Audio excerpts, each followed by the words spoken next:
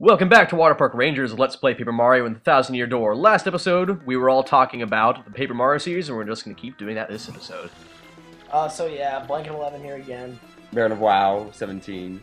So, like I was saying last episode, for me it was just like a core group of party members I used for this Paper Mario game were Bobbery and Vivian, and truthfully I just didn't like using Goombella. I used Koops from time to time, but I found myself in the first Paper Mario game a lot more switching between party members, because as much as I like I said before, I had the core group of three I used consistently, which were Sushi, Watt, and Bo.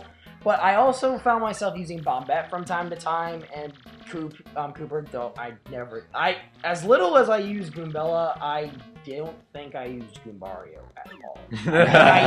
I think I used him until I got to Cooper, and then I gave up on him. I will say this much for Cooper, his flame shell attack is so great. Sick. Yeah. That's awesome. And One of the best in the game, yeah. Especially against the Crystal King. Yeah, oh my god. I kicked at Crystal King's ass. I usually do that too. I know that's apparently the hardest boss besides the final boss, but I've never had trouble with it. Here's a great story between me and Water Park Ranger on this. Me and Water Park Ranger both managed to get the spell to activate on the Crystal King. That's funny. Which means we got double star points. Which gave us both 90 star points. Was it 100 star points? It's 100 because you get 50 for defeating him. When I did it, I had 90 star points, so I went back to 90 and I leveled up on my way down. That's so great. That's great, yeah. Yeah, that's one thing that I've wondered about this game, is that actually at a certain point, very late in it, you will have the opportunity to potentially gain over 100 star points in a single match. Right. But, like, Baron of WoW did that part recently, and he got gypped. Just 100.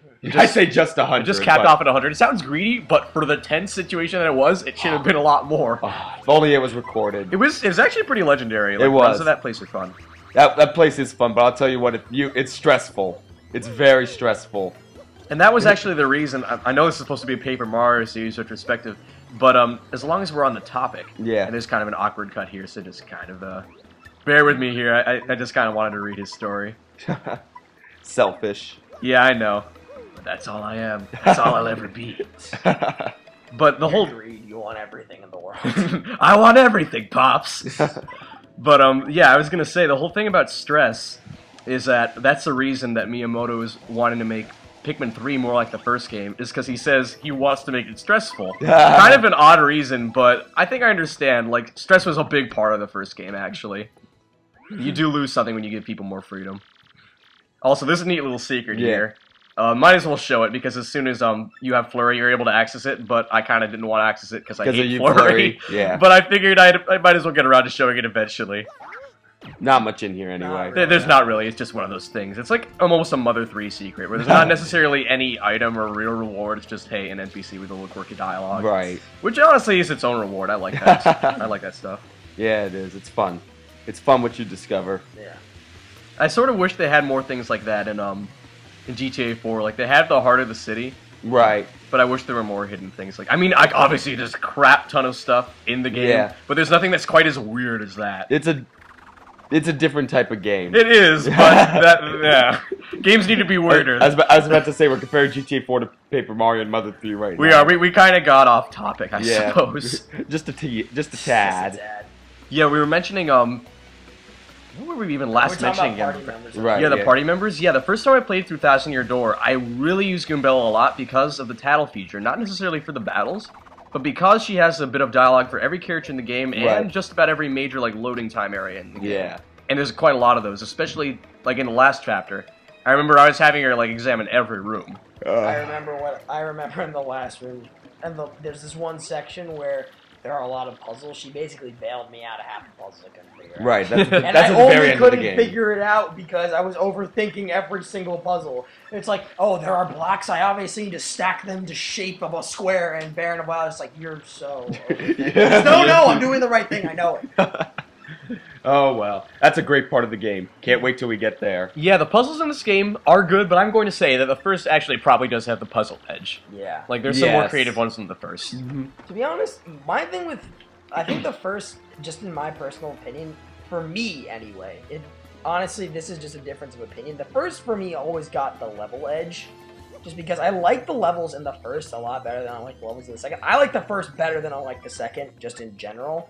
But basically, I always like gave the first like little bit more in terms of like levels than I gave the second.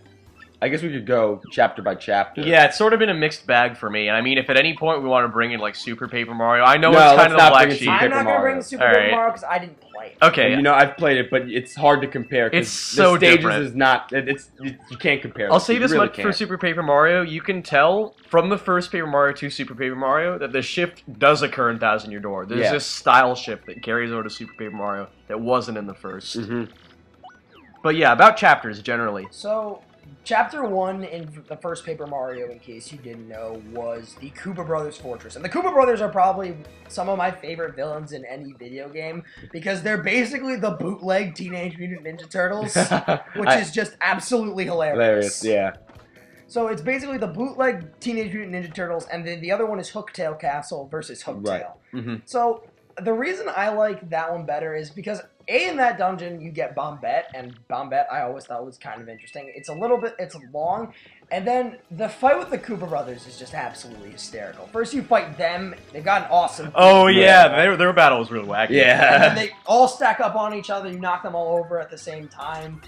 And before that, you have to fight them in this, or after that, you have to fight them in this bootleg wooden Bowser machine. Which they pretend to be Bowser, no one's buying it. That was totally out of the blue. And this little piece of detail is on the inside of the suit for Bowser. There's a picture of Princess Peach. That's right, yeah. That's awesome. That's great. Yeah. I totally missed out on that detail. Right, the first Paper Mario's first chapter beats out Hooktail Castle. There's just more personality in that area. Although both are incredibly similar, in my opinion. I know you disagree. I'm a bigger fan of Thousand Year Door's first chapter, but not by much, because it is actually pretty bland. The thing that pushes the first one back to me is because when I look at them, they're realistically the same level in certain ways. It's like you go to the Koopa Village and you end up going into a castle by the end of it. Except the difference in there for me is that it's the Koopa Brothers versus Hooktail, and I think the Koopa Brothers are just better than Hooktail. The Koopa Brothers, like I said, they're just hysterical villains. Right. I'll tell you why I prefer Hooktail personally. It's because... The villain or the castle? Okay, I like the Koopa Bros better as villains, but for a fight. Hooktails is more enjoyable for me because I've never seen a first boss that really just gets you into the game so much. Like, without using the cricket badge, okay? Because that kind of just makes it a joke. I know that's what you're supposed to do, but I feel like this game could have been a lot better if they kind of kept that similar difficulty level going along. Because, for example, if you fight you see in this LP, if you fight Hooktail without the cricket badge, like, the chapter bosses for 2 and 3 and basically everything from that point, nothing's really going to measure up. And obviously there are ways to have harder runs of this game, but I sort of wish they could have kept more of a difficulty level like that. Well, that's the problem with really any non-Mario platformer, is that it tends to be easy. Yeah, to have like a first boss that's that close of a call is a really awesome way to start and that especially goes for bosses. Even in Mario platformers, all the bosses are incredibly easy. The hard part of I couldn't beat Big Bad Bugaboo though. Don't lie. Come on now. All right, I could beat it. I just didn't want to. I was so done. Gee whiz, why would you want to beat? Never mind. Let's not talk about Big Bad Bugaboo. Let's not. Let's just move on to chapter 2. Okay. Right. The desert completely blows away Boggly. I totally agree. It's amazing how detailed that desert is, too. I loved it. First of all, can you just go by party members? Parakarry is infinitely better than Flurry. I mean, although I didn't like Parakarry that much either. He's not capable in battle, but I honestly prefer him so much more. I think Parakarry's awesome in battle. Do you? I hardly use him at all. His fully upgraded last move's amazing, but... insane when what's his last move? I don't think I got it. It's basically like Flurry's last move. Oh, okay. Yeah. And it works just as well, but... It's only Parakarry's not shitty Flurry. Right. Basically. And then, which is a big advantage. That desert is just so much better than Boggly Woods. Yeah. I love the... I don't remember what the outpost is called. Far? No. It's Dry. Dry. I love it. There's a Freudian slip there, you'll see. Yeah, we won't even talk about that. So, and then you got the Mecha Crump or whatever the fuck his name. No, Magnus von Grapple. I called him something really weird the other time. Oh, just in case you're wondering, there's this little side quest I'm cutting to Hooktail Castle because you've seen it all before. Yeah. You just kind of find this little secret room. This is kind of important too, so... And you'll find a thing there, you take it back to Merlon, and you get a reward that you'll see in this video. Okay, we don't have to talk about it anymore. Alright. So, then versus Tudden Koopa, and Tudden Koopa. Tudden Koopa's a lame boss. They're both lame bosses. Okay, he's lame, but I'll admit, out of all the bosses in the game, he gave me by far the most trouble. Which is very I had to funny fight him 5 times. So funny. Which is funny. 3 or 5. Of all the bosses, Tudden Koopa, I mean, come on. I thought he was going to be easy. Well, I thought he was going to be the easiest, and that's probably what made me lose so many times. Probably. I underestimated him. Dried Everwounds was a fun temple. It was actually a lot larger than I thought it was going to be. Right. Especially, I loved the draining sand mechanic throughout that entire thing. It's funny because Boggly Woods did that too with the water. It's true, but that was totally forgettable. The thing that puts Boggly Woods to me for being bad is the puny thing. Because the punies. Well, it's like It's so Pikmin. annoying. No. It's like Pikmin, but shitty. It's like But Shitmin. it's like the punies never want to cooperate with No, what it's you're true. doing. Yeah, if you thought the Pikmin had bad AI, like they look like geniuses. They're like baby geniuses in comparison. You. Okay, let's not go there Now either. you made it worse. So many bad tangents that need to be avoided. Yes. Alright, so moving on to chapter 3. Oh, they're both so good. Yeah, They're both so good. I mean, it's the Glitz.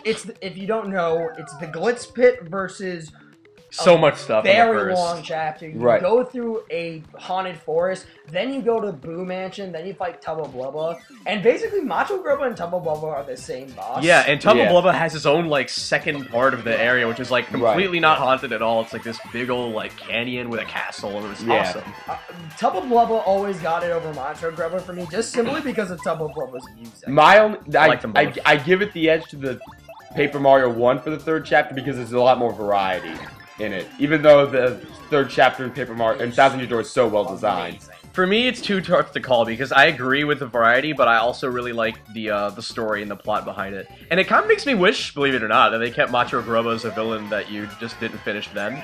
Like, I feel he could have been a recurring villain. The thing that puts it over for me is simply put Bo. Bo is probably Bo's a great party. Bo's better than Yoshi. Awesome party member.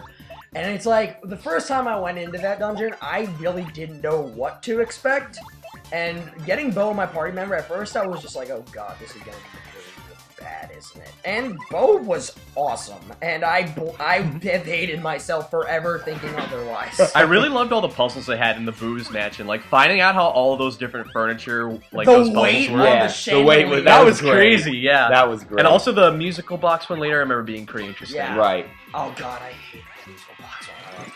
It's so funny, just the Boo dancing, and you gotta. Yeah. At least there are no bad Boo names. Yeah. That's true. Also another improvement. Yeah. 6 o'clock Boos. Anyone? Oh yeah, we got just only a couple seconds in left. Boo Advance. We'll probably talk a little bit more about Chapter 3 next episode for both games, so see you then.